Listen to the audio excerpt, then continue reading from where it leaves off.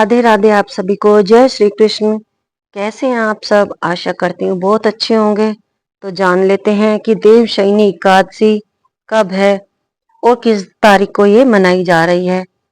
देवशयनी एकादशी को आषाढ़ी एकादशी, पद्मा एकादशी और हरिशयनी एकादशी के नाम से भी जाना जाता है। तो आइए जानते हैं कि यह इस बार एकादशी कब है, 5 जुलाई या फिर 6 जुलाई। तो इस बार देवशयनी एकादशी का व्रत 6 जुलाई 2025 रविवार को रखा जाएगा। हिंदू पंचांग के अनुसार आषाढ़ मास के शुक्ल पक्ष की एकादशी तिथि को हर साल देवशयनी एकादशी मनाई जाती है। देवशयनी एकादशी के दिन चातुर्मास्य की भी शुरुआत होती है और हिंदू धर्म में चातुर्मास के 4 महीने बहुत ही शुभ माने जाते हैं। मान्यताओं के अनुसार इस दिन से भगवान विष्णु क्षीर सागर में 4 महीने के लिए योग निद्रा में राजा बलि के पास चले जाते हैं और इसके बाद भगवान विष्णु योग निद्रा से सीधा प्रबोधनी यानी देवउठनी एकादशी पर जागते हैं। साथ ही इसी दिन से सभी मांगलिक और शुभ कार्यों पर भी रोक लग जाती है और भगवान विष्णु के सोते ही भगवान शंकर जो है सृष्टि का संचार संभालते हैं। देवशयनी एकादशी वैष्णवों और भगवान विष्णु के भक्तों के लिए बहुत धार्मिक महत्व रखती है। यह प्रसिद्ध जगन्नाथ रथ यात्रा के ठीक बाद मनाई जाती है और चातुर्मास की शुरुआत होती है। चातुर्मास आध्यात्मिक चिंतन, भक्ति और ध्यान लगाने का समय माना जाता है। इस दिन सभी भक्त एकादशी व्रत रखते हैं, भगवान विष्णु की पूजा करते हैं और विष्णु सहस्त्र नाम का जाप भी करते हैं। यह दिन भगवान विष्णु के योग निद्रा के दौरान उनके संरक्षण में अपने मन और आत्मा को समर्पित करने का प्रतीक है। तो आइए जान लेते हैं कि यह एकादशी किस दिन मनाई जा रही है। देवशयनी एकादशी की तिथि 5 जुलाई को शाम 6:58 पर शुरू होगी और तिथि का समापन 6 जुलाई की रात 9:14 पर होगा। इसके बाद लग जाएगी द्वादशी तिथि, जो कि बहुत ही शुभ मानी जाती है। तो एकादशी और द्वादशी तिथि का मिलन होकर ही एकादशी व्रत रखा जाएगा। देवशयनी एकादशी के व्रत का पारण 7 जुलाई को सुबह 5:29 से लेकर 8:16 तक रहेगा। इसी बीच पारण अवश्य कर ले। पारण के समय पर ही अगर आप व्रत का पारण करते हैं तो आपका व्रत संपूर्ण होता है, अन्यथा आपका व्रत खंडित माना जाता है। देवशयनी एकादशी की पूजन विधि भी आइए जान लेते हैं। इस दिन रात को विशेष विधि विधान से भगवान विष्णु की पूजा करें, फिर उन्हें पीली वस्तुएं विशेषकर पीला कपड़ा अर्पित करें। उसके बाद मंत्रों का जाप करें और आरती करें। सुप्ते तव्ये जगन्नाथम जगत सुप्तम भवेदिदम विभुदेतवाई बुधम च जगत सर्व चराचम। देवशयनी एकादशी पर मिलेंगे आपको ये विशेष वरदान। सामूहिक पापों और समस्याओं का नाश होता है, साथ ही व्यक्ति का मन भी शुद्ध हो जाता है, दुर्घटनाओं के योग भी टल जाते हैं। इस एकादशी के बाद से शरीर और मन को नया किया जा सकता है। क्या सच में भगवान सो जाते हैं? तो आइए इस पर भी थोड़ी सी नजर डाल लेते हैं। इस समय में सूर्य, चंद्रमा और प्रकृति की ऊर्जा कम होती है, जिसे देवशयन कहा जाता है। इस दौरान तेज तत्व या शुभ शक्तियों का प्रभाव कमजोर होने से कार्यों में बाधाएं आ सकती हैं और परिणाम शुभ नहीं होते हैं। आइए अब हम आपको सुनाते हैं देवशयनी एकादशी की व्रत कथा। धर्मराज युधिष्ठिर ने कहा, हे केशव, आषाढ़ शुक्ल एकादशी का क्या नाम है? इस व्रत के करने की विधि क्या है और किस देवता का पूजन किया जाता है? श्री कृष्ण कहने लगे कि हे युधिष्ठिर, जिस कथा को ब्रह्मा जी ने नारद जी से कहा था वही मैं तुमसे कहता हूँ। एक समय नारद जी ने ब्रह्मा जी से यही प्रश्न किया था। तब ब्रह्मा जी ने उत्तर दिया कि हे नारद, तुमने कलयुगी जीवों के उद्धार के लिए बहुत उत्तम प्रश्न किया है, क्योंकि देवशयनी एकादशी का व्रत सब व्रतों में उत्तम है। इस व्रत से समस्त पाप नष्ट हो जाते हैं और जो मनुष्य इस व्रत को नहीं करते वे नरकगामी होते हैं। इस व्रत के करने से भगवान विष्णु प्रसन्न होते हैं। इस एकादशी का नाम पद्मा है। अब मैं तुमसे एक पौराणिक कथा कहता हूँ, तुम मन लगाकर सुनो। सूर्य वंश में मानधाता नाम का एक चक्रवर्ती राजा हुआ है, जो सत्यवादी और महान प्रतापी था। वह अपनी प्रजा का पुत्र की भांति पालन किया करता था। उसकी सारी प्रजा धन धान्य से भरपूर और सुखी थी। उसके राज्य में कभी अकाल नहीं पड़ता था। एक समय उस राजा के राज्य में 3 वर्ष तक वर्षा नहीं हुई और अकाल पड़ गया। प्रजा अन्न की कमी के कारण अत्यंत दुखी हो गई। अन्न के न होने से राज्य में यज्ञादि भी बंद हो गए। एक दिन प्रजा राजा के पास जाकर कहने लगी कि हे राजा, सारी प्रजा त्राही त्राही पुकार रही है, क्योंकि समस्त विश्व की सृष्टि का कारण वर्षा है। वर्षा के अभाव से अकाल पड़ गया है और अकाल से प्रजा मर रही है। इसलिए हे राजन, कोई ऐसा उपाय बताओ जिससे राजा का कष्ट दूर हो। राजा मानधाता कहने लगे कि आप लोग ठीक कह रहे हैं। वर्षा से ही अन्न उत्पन्न होता है और आप लोग वर्षा न होने से अत्यंत दुखी हो गए हैं। मैं आप लोगों के दुखों को समझता हूँ। ऐसा कहकर राजा कुछ सैन्य साथ लेकर वन की तरफ चल दिया। वह अनेक ऋषियों के आश्रम में भ्रमण करता हुआ अंत में ब्रह्मा जी के पुत्र अंगिरा ऋषि के आश्रम में पहुंचा। महाराजा ने घोड़े से उतरकर अंगिरा ऋषि को प्रणाम किया। मुनि ने राजा को आशीर्वाद देकर कुशल क्षेम के पश्चात उनसे आश्रम में आने का कारण पूछा। राजा ने हाथ जोड़कर विनीत भाव से कहा कि हे भगवान, सब प्रकार से धर्म पालन करने पर भी मेरे राज्य में अकाल पड़ गया है। इससे प्रजा अत्यंत दुखी है। राजा के पापों के प्रभाव से ही प्रजा को कष्ट होता है।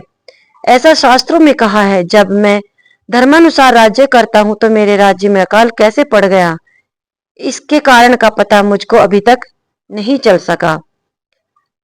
अब मैं आपके पास इसी संदेह से निर्वृत्त कराने के लिए आया हूँ। कृपा करके मेरे इस संदेह को दूर कीजिए, साथ ही प्रजा के कष्ट को दूर करने का कोई उपाय बताइए। इतनी बात सुनकर ऋषि कहने लगे कि हे राजन, वह सतयुग सब युगों में उत्तम है। इससे धर्म को चारों चरण सम्मिलित है, अर्थात इस युग में धर्म की सबसे अधिक उन्नति है। लोग उपासना करते हैं और केवल ब्राह्मणों को ही वेद पढ़ने का अधिकार है। ब्राह्मण की तपस्या करने का अधिकार रख सकते हैं, परंतु आपके राज्य में एक शूद्र तपस्या कर रहा है। इसी दोष के कारण आपके राज्य में वर्षा नहीं हो रही है। इसलिए यदि आप प्रजा का भला चाहते हो तो उस शूद्र का वध कर दो। इस पर राजा कहने लगा कि महाराज, मैं उस निरपराध तपस्या करने वाले शूद्र को किस तरह मार सकता हूँ। आप इस दोष से छूटने का कोई दूसरा उपाय बताइए। तब ऋषि कहने लगे कि हे राजन, यदि तुम अन्य उपाय जानना चाहते हो तो सुनो। आषाढ़ मास के शुक्ल पक्ष की पद्मा नाम की एकादशी का विधि पूर्वक व्रत करो।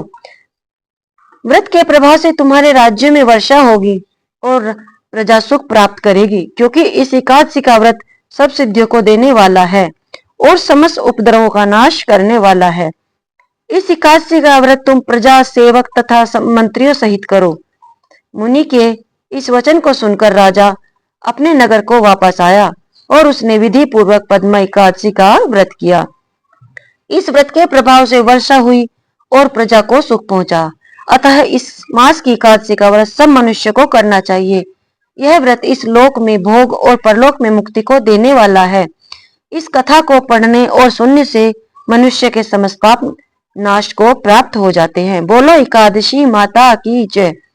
बोलो श्री हरि विष्णु भगवान की जय। अगर आपको वीडियो जरा सी भी यूजफुल लगी हो तो प्लीज वीडियो को लाइक और शेयर कर दीजिएगा, ताकि यह जानकारी आगे भी लोगों तक पहुंच सके। तो आइए चलिए करते हैं एकादशी की आरती।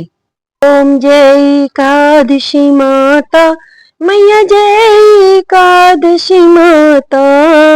विष्णु पूजा व्रत को धारण कर शक्ति मुक्ति पाता। ओम जय एकादशी माता।